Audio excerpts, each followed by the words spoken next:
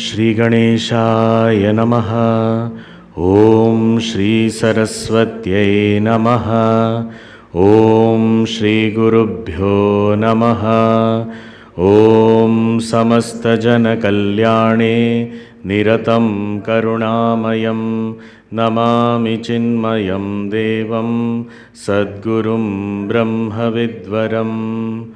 Om Mukam Karoti Vachalam Pangum Langhayate Girim Yat Kripatamaham Vande Paramanandamadhavam. Om Achaturvadano Brahma Dvibahuraparo Harihi Abhalalochana Shambhu Bhagavan Badarayanaha. Om Dakshine Lakshmano Yasya Vame Cha Janakatmaja Purato Marutir Yasya Tam Vande Raghunandanam.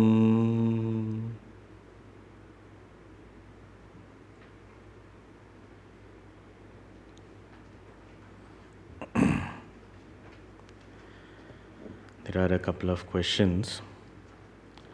One is about Anvaya Vyatireka Viveka. When we are trying to understand the three states of experiences, that is Jagrat, Swapna, Sushupti, waking, dream and deep sleep, in this the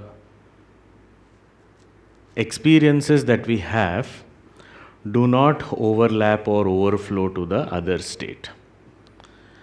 The waking state experiences do not are not available, cannot be experienced in the dream or deep sleep state. Same way, the dream experiences cannot be experienced in the waking or deep sleep state, and deep sleep where there is no other experience, that also is not available in the waking or dream states. So, because all this, the dream world, the waking world, dream world and the deep sleep, lack of any experience, is not overlapping or not available in any other state, it is said to be, it is Vyatireka of that experience or that world.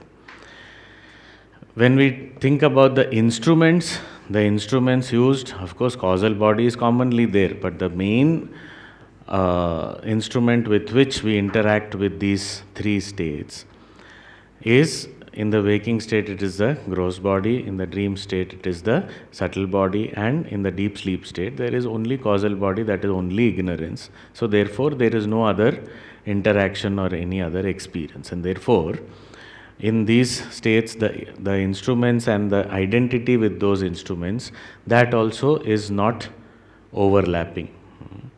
So there is Vyatireka of that also. So what remains is the illuminator of all these three is common in all three. That is why when I wake up from a dream or sleep, I am able to say what I experienced. So that commonality which is there is called Anvaya, means it is present. It is present across the three states. That is called Anvaya.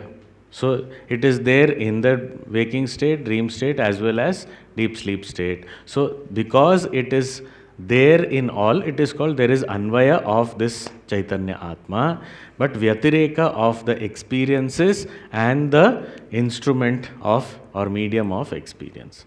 So there is Vyatireka of the body, Vyatireka of the experiences gained through the body, but the illuminator of all these experiences is one consciousness whose Anvaya we find across all three states. So that is what is the Anvaya Vyatireka Viveka. Now, how do we remember this? When we get up, then that experience of I was very happy and I did not know anything. How did we know? For example, if somebody is kidnapped, the person is kidnapped and then they are bandaged on the mouth and the hands, legs, everything is tied up, and then they are kept there for 1 or 2 days, and then they are released. After they are released, they come and say, this is what I went through. So then, there why did you not say? Because there I had, all my instruments were not available. So it is only the instruments that were not available, because of which I could not express anything there. But when it was all opened, now I can walk, I can work with my hands, I can speak, because there it was all covered up. Similarly, even in the deep sleep state, the experience is being gained, but I don't have any instruments to express, and therefore I wait for waking up, and when I wake up, I have my instruments, I express. Now, where is this data stored? The point is, when we say Karana Sharira, causal body, the causal body is ignorance itself. But in certain advanced texts and all, it is indicated that there is, because it is only ignorance, there is a very subtle thought modification of ignorance. Sukshma Ajnana Vritti is there in that deep sleep. Vritti is there means mind is there.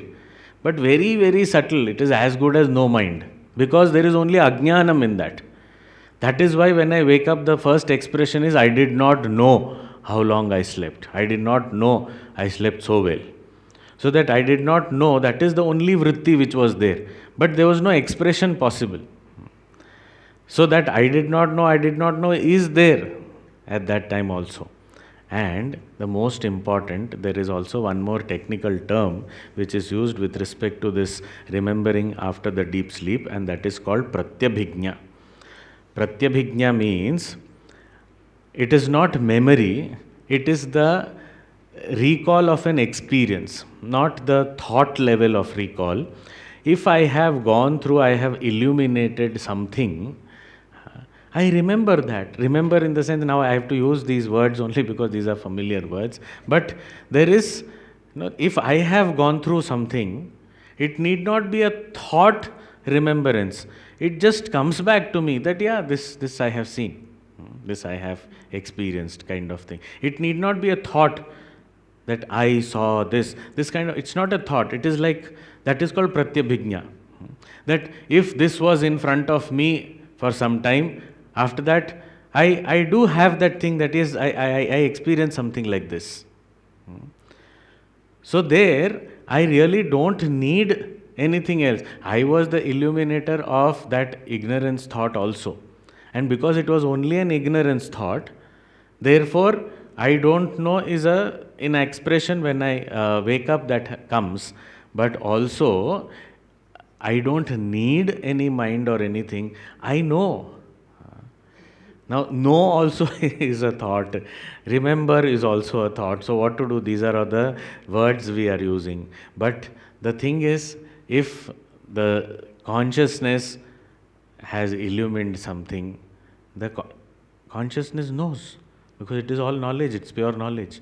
So, I don't need. Only thing is, when it is expressed, it comes out as words, it comes out as thoughts, because the instruments are available only in my waking state. So therefore, I use those instruments at that time. Even if sometimes in sleep I may be talking or walking, that is also without awareness I am doing that. It is, there is no agency of I am talking or I am doing this. So it is, so there is, because it is all covered by ignorance, and therefore I am not able to, uh, you know, express or anything during that time. But consciousness, which is knowledge itself, it knows that I have illumined this.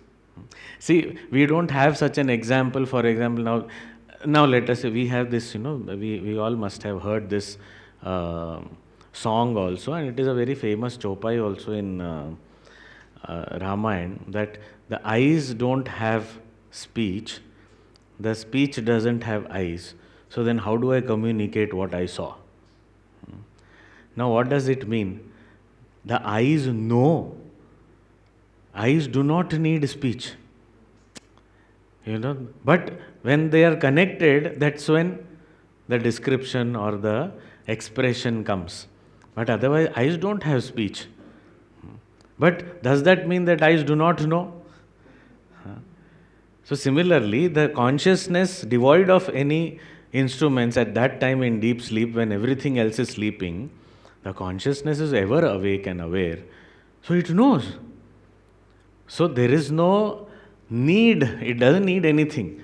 But all the instruments need the consciousness to be able to perform or act or do anything. So therefore, this Pratyabhijna is there. Now, Dehi of Bhagavad Gita, yes, Dehi of Bhagavad Gita, the one who is identified with the body. Even in the 12th chapter, the word Dehavadbhihi, Dehavat, Dehavan, Dehi, all these words are used for the Jiva only, where here also it is said. So now, moving ahead from where it was left, verse 38. So now the entire process or the journey of the Adhyasa is being spoken about. Adhyasa was defined as that which is not there, but there I see that. That is called Adhyasa. So it can happen only when there is the veil of avarana of ignorance. So now how does this, what is the process of this Adhyasa? How does it happen? Is there a sequence of events? So it is talking about that in the verse number 38. Vivekamaya rahite vikalpamaya rahite chidatmake ahankara esha prathamah prakalpitah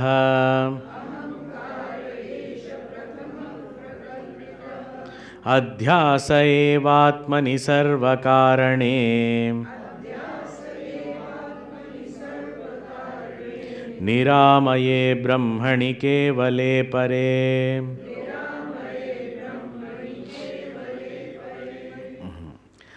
Now, this Brahman, this pure consciousness, this infinite reality, there are lots of words indicating that Brahman.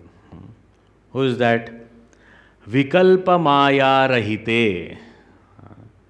It is Rahita, devoid of Vikalpa Maya. Any Vikalpa is Maya only.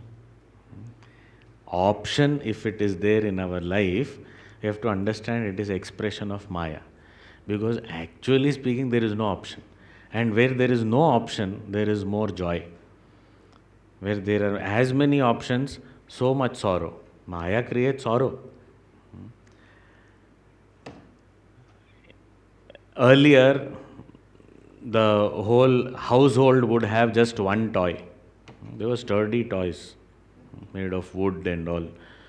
So one toy will be there. There will be like 2 or 3 generations must have played with it. Only one toy. And it might go on, pass around in the whole village also. That now you have children in your house, take. And then once the neighbor has another, then it passes on. And then it comes to the next generation to the same house. It will go on. One toy, and children were happy. Today their room full of toys are there, but there is sorrow. What is the sorrow? Now which one to play with? Huh? This is called a problem of excess. Vikalpa, and this is Maya. Too many options, too much is available. Vikalpa Maya. And what is this Brahman? Vikalpa Maya Rahita. Because it is only one without a second. So there is nothing else. Rahita. Vikalpa Maya Rahite. Chidatmake. Chidatmake, that consciousness which is my own self. In that Chidatma,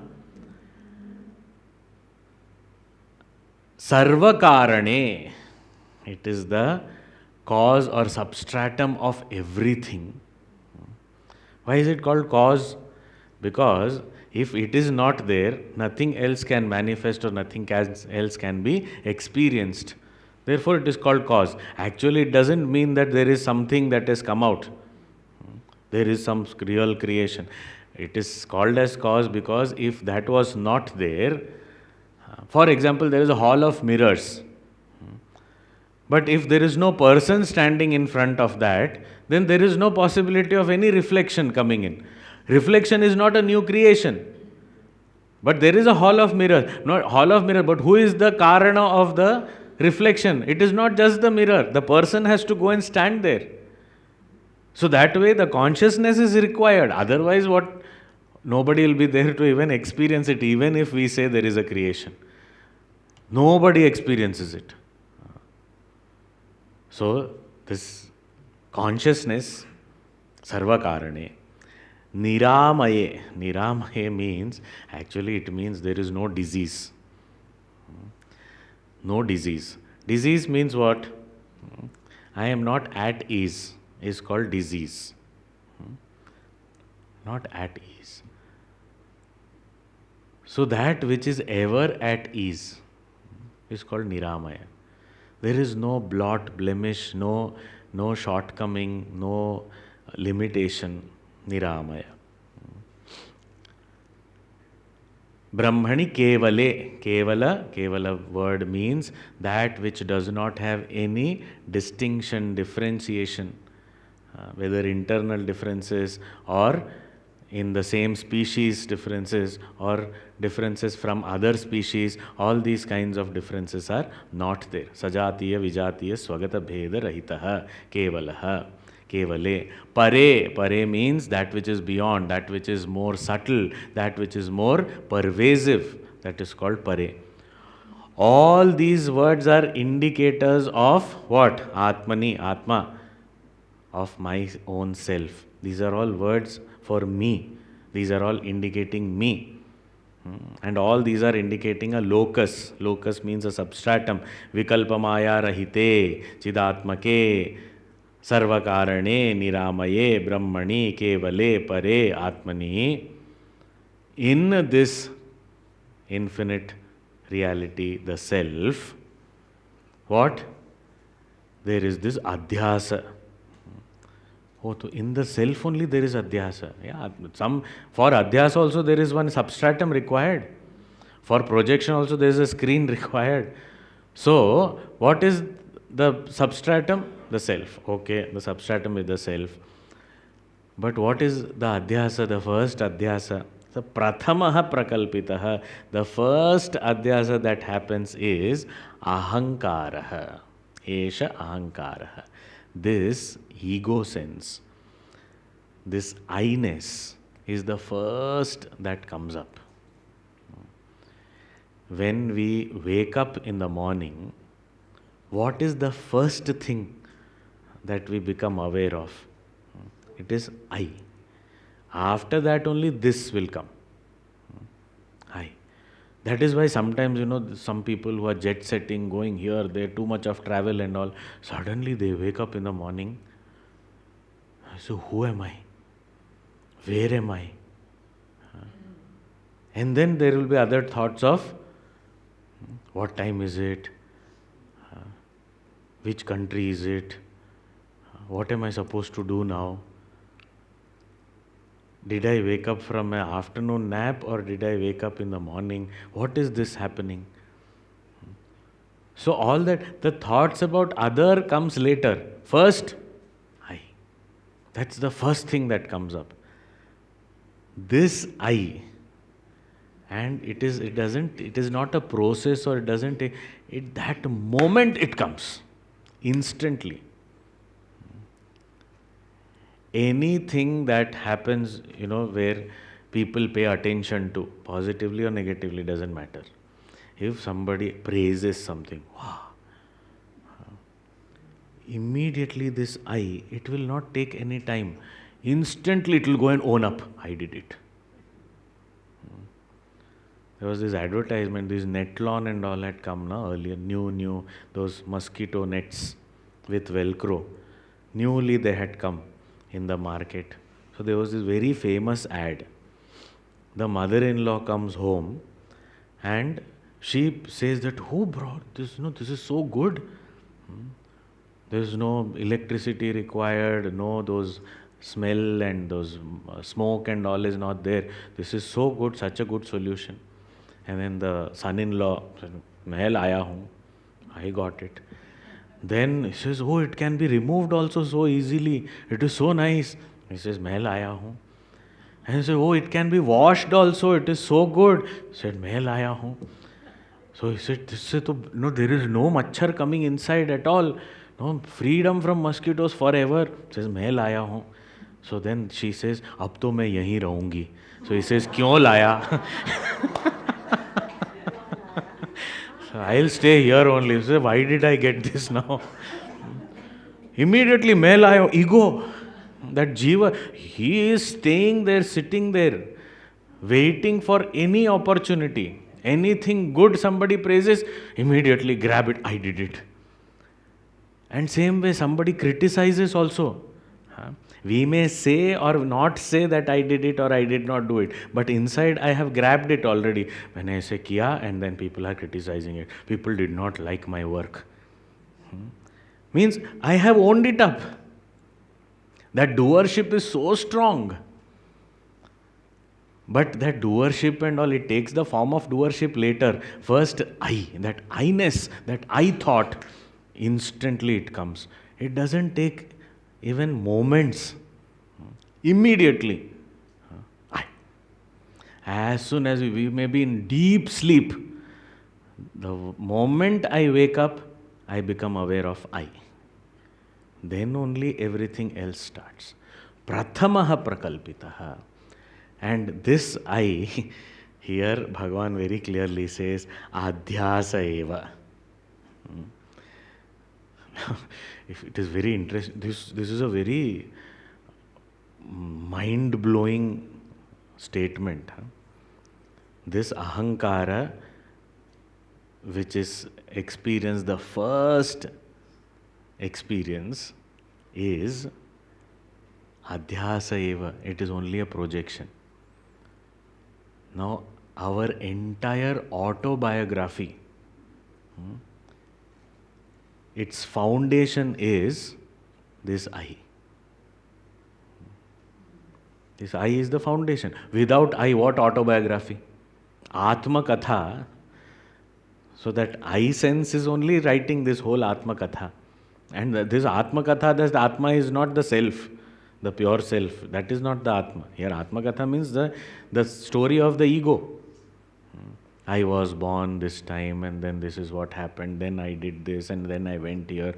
So now here, this shloka, Bhagavan has wiped out the existence of that I only, that ego, gone.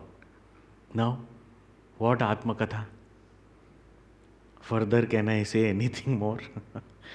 The first thing, the first appearance, that itself, adhyasaha eva. It is mere projection only. Why did this jiva, that jivatva or that ego sense come? It is because I did not know who I am. So what is this ego sense? So here, it is a little bit more, described what this ego sense is. So here it is said, Ichchadi ragadi sukhadi dharmikaha sada dhiyas samsriti hetavah pare yasmat prasuptau tadabhavatah parah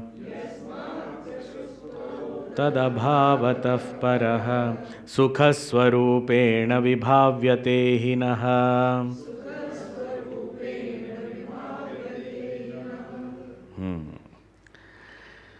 This ego sense, the I-ness, it is actually the identification of the self, of me, with the limited instruments. So that alone is here said,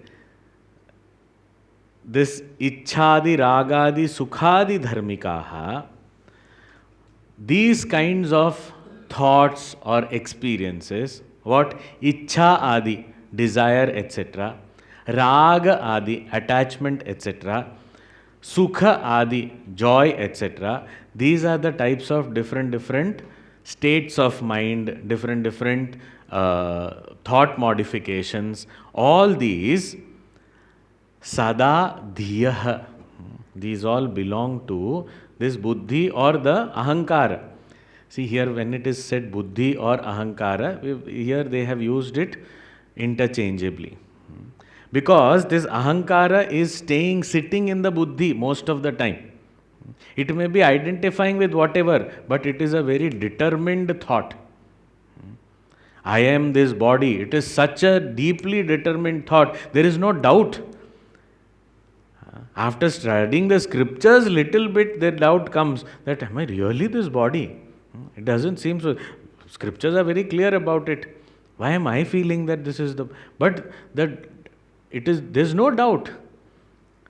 That is the reason I am so identified. Anything that happens to the body, I feel I am going through that experience. From a tall building, I look down, I feel scared. Actually, the self, the real consciousness is down there also. But I feel I will fall down. Now, what is that fear? It is about the body. So, I may not say I am the body. This statement I will never say. Even in my mind, I may not say. But there is no doubt that I am this body. It is a determined thought. That is why it is intellect. It is in that Vijnanamaya Kosha, in that intellect. So, that is why this buddhi, that is why ahankara and buddhi are interchangeably used here. So all these different vrittis or thought modifications like ichcha, raga, sukha, etc., they are all belonging to the ego sense. I want this. Now the infinite self will not want anything. Why? Because it is complete, it is infinite. Why would I want anything? Ichcha is not possible. Acha, raga, attachment to something. Attachment, of course, has the element of ichcha also. But attachment to something means there has to be something to be attached to. Sukha adi. Now, sukha, a thought modification called happiness, is not what I want. The self does not say, I am happy. Who says I am happy? The ego says I am happy, because the self will say I am happiness, if at all it has to say. But the statement I am happy belongs to the ego. That is what we saw as Anandamaya Kosha. So it is just a covering. So it belongs to the dhiyaha. And because of all these different types of thought modifications and identification with those thought modifications, what happens? Samsriti hetavaha. These become the cause of samsara. So all these different thought modifications belong to the ego, which become the cause of samsara. But where is this ego going round and round in samsara also? What is the substratum of this whole drama? It says pare brahmani.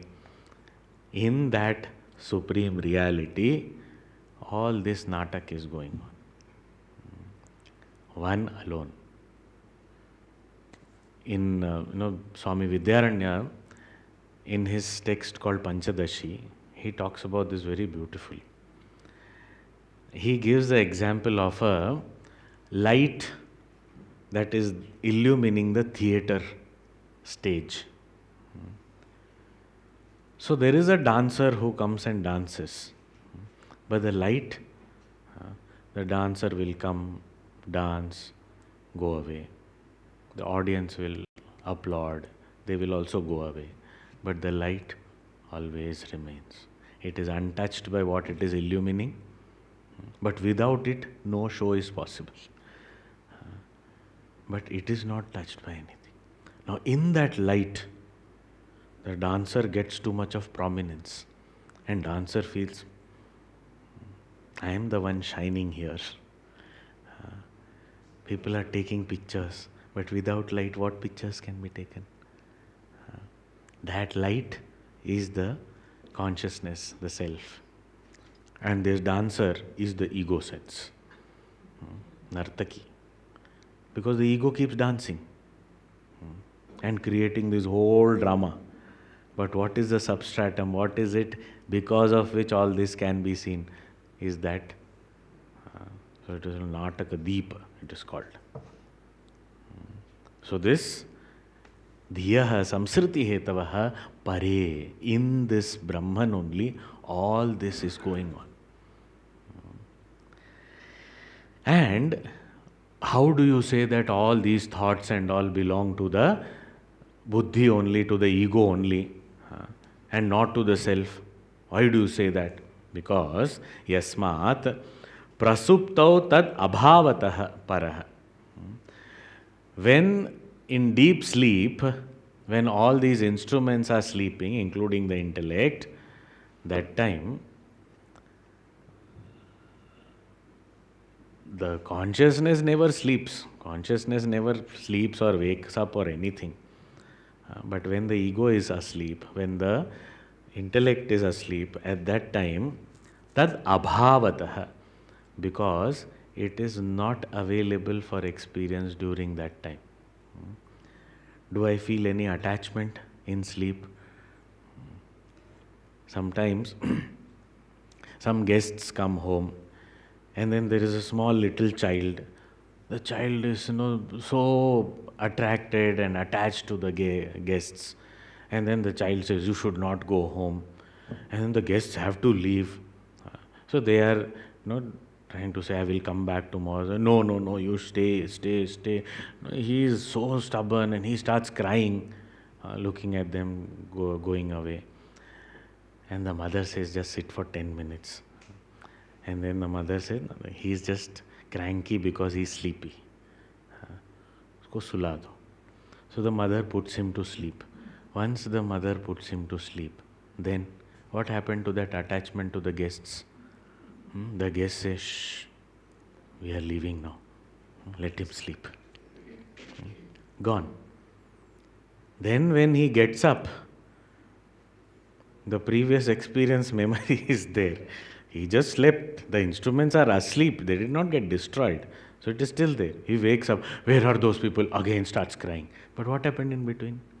Prasuptau tad abhavatah. So that sukha because of their presence, dukkha of their leaving, all that slept. Why? Because it belonged to the intellect. Yasmat prasuptau tad abhavatah parah sukhaswarupena vibhavyate hinaha. So therefore, when sleep is there, there is not even that, I don't experience happiness even as a thought. Although there is a very sukshma vritti, but I don't experience it as a thought, because even the thought of happiness, where is that happiness in that thought? It is my own happiness only, my swarupa only. So that swarupa ananda, that only I am actually experiencing at that time. There is no vritti.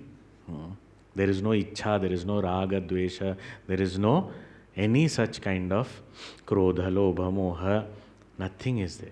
So, all these thought modifications. So, first adhyasa is the ego, and after that, this thought modifications, etc., I identify with and dance around according to them. Now, this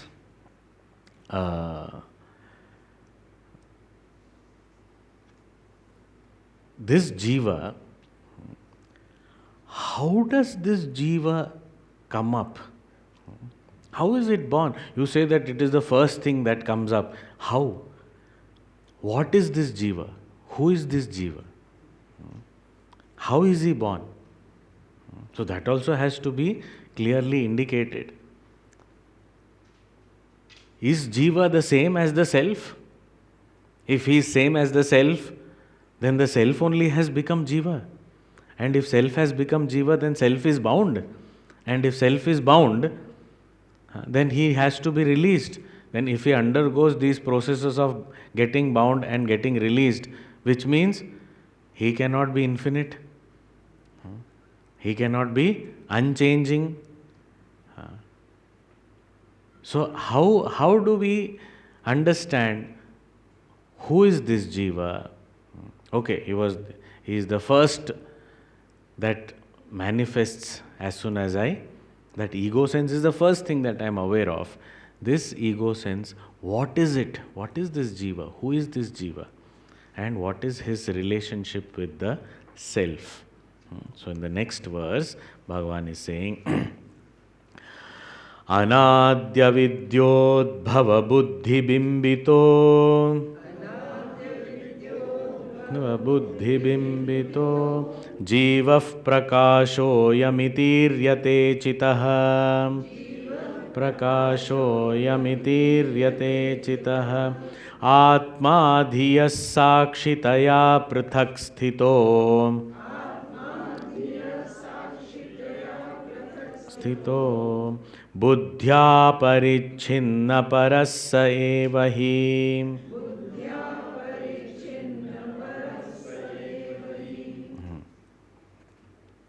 जीवः, this jiva, what is he? Buddhi bimbitah. This jiva is actually a reflection in the buddhi. Reflection of whom? Who has light? Only consciousness. No other light is available. So the reflection of the consciousness in the buddhi. Now we have to understand, reflection of consciousness in the buddhi does not mean there is one buddhi, maybe kept in a bowl. What is this? This is buddhi. And then consciousness is like that light. Consciousness, where is consciousness? Thoda isko idhar gumao, consciousness gumao. Now this consciousness is coming to the buddhi, reflection. Oh, this is the ego. This is the ego, that is consciousness. We should not think it to be literally so, because there is no two. Here what has happened is, when we say bimbitah, these kind of words are used in various scriptures. We have to understand reflection means identification.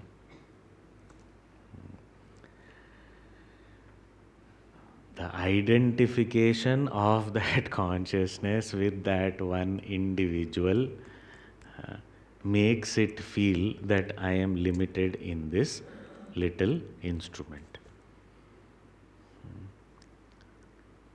And it happens. These are nowadays psychology and all. There are so many examples. We can even try and find them on Google, etc. People have had certain such notions that this whole body, we are just talking about body identification. Suddenly they feel I am only the right hand. There is such a this thing. They feel I am only the right hand. This is me. So what about the rest? I don't know what that is. It's all attached to me. I am grateful to it because it is taking me everywhere. Only right, not even left hand. There are such kind of, or one part of me, this is not me. I don't have that. This is a very, very common thing that happens in the field of neuroscience, that especially when they have to amputate an arm or anything, that amputation, after that, the, the patient doesn't know that the arm has gone. And they suddenly start feeling pain in that arm, which doesn't exist. This is called phantom pain, medically also. So I feel the pain, and the arm is not there, but the pain is felt. Where is your pain? I am feeling a lot of pain in my right arm. But we just cut your right arm, it is not there. He says it's not there. Yes, I know. Intellectually, yes, it is not there. But I am feeling the pain. What to do? It is not there. Still, I am identified with it and I am feeling the pain. Modern medical science, it is not something that, so many 5,000 years ago somebody said and all. Now, at present, this is there. The limb which is non-existent, if I can be attached to it, I can be identified with it, and I can feel its pain. With what? Which is not there. And that's what Vedanta says. Creation, not there. But I am identified with it, consider myself to be small, and suffer pain. That's exactly. And these people, they suffer so much, they say that I want to move my hand, if I can just stretch my hand and exercise my hand, the pain will go. But how will they do it? They don't have it. So in order to get them to exercise the hand which is not there, there are therapies. So people put a mirror and keep this one hand, and say the other hand you keep inside and you see. So in the mirror they'll see the reflection of the other hand. So they'll feel that that hand is working. And then they'll say you exercise this hand. And then in the reflection they'll feel that the phantom hand is exercising. And slowly the pain goes. But it works only for a few people. It is not something for everyone. So if this can happen and we know it even in the modern time, Bhagavan is saying to the whole creation, just extend it to the whole creation. So when it is said, who is the Jiva? That supreme reality, the infinite truth, which is identified with one little intellect. Buddhi bimbitaha. Why does this happen? Why does this identification happen? Avidya, anadi avidya udbhava. This birth of the jiva is because of the beginningless ignorance. It is very important. What is the cause of the birth of the jiva? Ignorance. I do not know who I am, therefore I am identifying with something. If I know I have only one hand, I will not identify with the other hand that doesn't exist, and I will not feel the consequent pain. But I do not know who I am, therefore I am identifying with something, and the jiva is born. Because of what? Anadi avidya. If avidya is anadi, then the jiva which is born out of avidya also is anadi. We have to understand this. Otherwise, we will start asking this question, which was the first birth of the jiva? first time when was the jiva born, which is the first vasana, which is the first karma. And when the jiva performed the first karma, before that there was no karma and karma phala. So then at that time, uh, what kind of body did he have? Why? Because body is a karma phala. Now he is doing the first karma. That time he did not have any body because body is karma phala. So therefore it is said beginningless, clarified. Avidya is beginningless, the product of avidya, which is this identification, is beginningless, and the birth of the jiva also is beginningless only. This is how jiva is. Oh, so that which is beginningless, so it will be forever. It is not said that which is beginningless is endless. Because it is beginningless ignorance, it ends in knowledge. So it is anadi, but sa anta, santa. Others, there is only one self which is anadi and ananta, nitya. Jiva is not nitya. As soon as knowledge happens, jiva disappears. As soon as this realization happens that I do not have this arm, the pain disappears, the identification goes. So everyone without an arm or with an amputated arm will not feel the pain. They know, yeah, theek hai, it is not there. But some do. So because of ignorance this happens. And it is very difficult to recognize also. But this is Jivaha prakashoyam iti iryate chitaha. This is chitaha prakashaha. This is the light of consciousness which is reflected as the jiva. Now light of consciousness, again, light means that which illumines, that which is the witness, and consciousness, that consciousness only has as though identified with the buddhi or the upadis.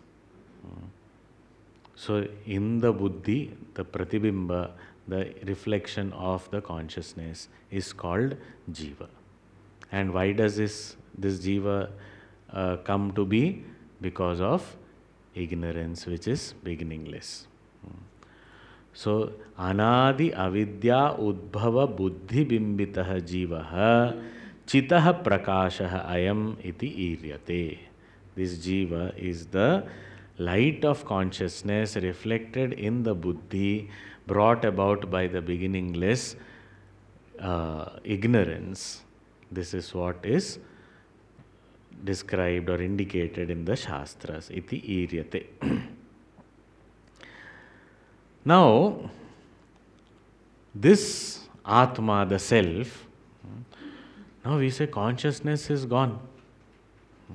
It is identified with the buddhi. Now it is gone. So now there is no consciousness because it is gone and identified. Now it is sitting and considering itself to be the jiva. So then now there is no Brahman, no? There is no Atma. It went away. So then when the jiva realizes, only then we will, Atma will reclaim its infinite position. Otherwise, and then the question will come, if Atma is already identified and is in the form of a one jiva, then how did other jivas come about? That is why the word bimba or pratibimba is used. Because one sun in the sky, as many number of buckets of water we put there, so many reflections we will see. So as many instruments are there, so many egos can be there. Egos can be multiple, but the original light is one and the same. That is why the word pratibimba is used here. So it is not for literal sense. It is the medium. if the bucket is like the body, water is like the buddhi, and the sun is like the consciousness, the light of which is reflected in each and every bucket of water. It has to have water. If there is no water, no reflection. Medium is required. So, Sukshma Sharira is required in the Sthula Sharira for this reflection to take place. That is why people ask, does that mean that these objects and all which are non-living, there is no consciousness? Does that mean that there is no consciousness in the dead body? Now, if we say there is no consciousness in non-living things, then consciousness is limited. So it cannot be infinite. So consciousness has to be there. But it doesn't express as life as we understand, because there is no medium of the buddhi or the sukshma sharira in that non-living thing. In living things there is sukshma sharira, and therefore the reflection is possible. Here the reflection is not possible, but it is there. The light of the sun is illumining everything, but reflection only where there is water. That jivatva, that I-ness is there only in where there is a buddhi. Otherwise there is no I-ness. In the table there is no I-ness by itself. But in every living being, this I-ness is there because there is a buddhi in which the reflection. And if we see the less developed organisms and beings, their I-ness is lesser. More and more developed means what? The buddhi is developing more and more, and human beings have this I-ness the strongest because the buddhi is most well developed. So it is the greatest there. The ego is most strong. And that is why animals don't need to study about ego and all those things. For them, they will fight, suddenly they will be together also. Children, they don't need to do too much, because children also they fight among each other and they are fine. It is as we keep growing up, that's when the ego crystallizes, solidifies.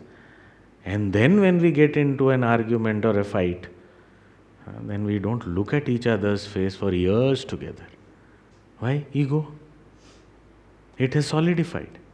So greater that instrument, stronger the reflection, stronger that identification, more stubborn I become.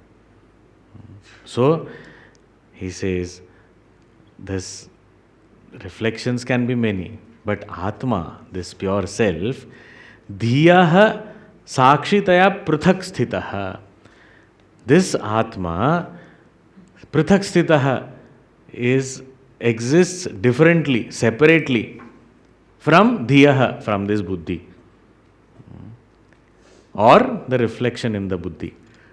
So this Jiva Bhava and the Atman are two different things. This infinite self is free from the buddhi or the reflection in the buddhi. The sun doesn't get affected by the state of the water or the type of the reflection. If the water is agitated, the reflection is broken, but the sun doesn't get affected. If the water is dirty, the reflection is dull, but the sun doesn't get affected by that. If the water is pure and still, the reflection is crystal clear. But the sun doesn't get affected by any of this. The sun is untouched. Dhiyaha prithak sthitaha. How? Sakshitaya. Just illumining everything. So therefore it is said that this consciousness as though has identified with this intellect or the upadhi and is moving around like a jiva. But the consciousness is untouched. Buddhya aparichinna parasaivahi. That paraha, that pervasive, subtle self is buddhya aparichinna. It is not limited by buddhi. So if the bucket of water is only this much and the reflection of the sun is falling in that, the sun is not limited by that water. Sun is illumining the entire expanse of the earth, the sky, and much beyond. So, this self also is not limited or affected by this buddhi and its state and the reflection. So, as though we all must have watched this double role movies and all, double role, multiple role also. The same actor performing so many roles. So the actor becomes one and then performs that role. Other, of course, because of technology and all these things, we have this is possible. The shooting happens, this, that, and it is possible to do. Okay, it is there. But does that mean that that actor must have done 10 roles? Does that mean the actor is no more there? Even while playing that role, that actor is the actor only. If the actor's child comes for the shooting and the actor is begging, such good acting he does, and suddenly the child says, Papa! So he may be a very good actor, he may not break character, he may still continue and finish that shot. But in the mind, when he heard that Papa, the mind has gone, my son is calling me. Means what? It is not the beggar listening to the son, it is the actor listening to his child. So his identity is intact. He has not become the beggar. And just because he has become the beggar doesn't mean that he cannot do the role of the king. Sometimes in the same movie he can do the role of the king also. How does it matter? He may do multiple roles, but the actor remains as he is. Similarly here also, the self, he may become the jiva, appear to become the jiva. It is only appearance. The actor never became the beggar. He is getting a lot of money to beg. तुम इसका picture में भीख मांगो, तुमको बहुत पैसे देंगे. The actor is never becomes the beggar. He appears to be the beggar. But he is most prosperous. Similarly, this self, dhiyaha prathak sthita. But how? Sakshitaya, as a witness. Watching everything, illumining everything. But when the word sakshi means witness, means it is not involved in the event or the scene that it is witnessing. A witness is an uninvolved person. He knows what is happening, sees everything, but is not involved. So this Atma also illumines everything. But the actor sitting in the beggar knows that this beggary is happening and knows that this script is being followed. Some natak is happening. The actor inside is quiet. He doesn't have he doesn't get affected by that. So, this Atma is actually non-participating witness in this drama of the ego.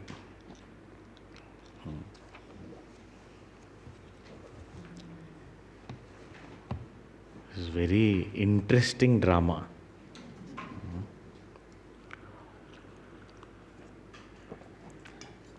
This is all our story. We have to remember, this is our biography that Bhagavan is giving us.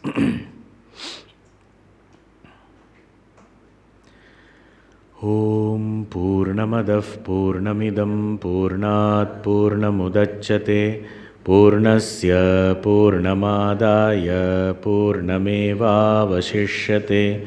Om Shanti Shanti Shanti Hari Om Shri Gurubhyo Namaha. Hari Om.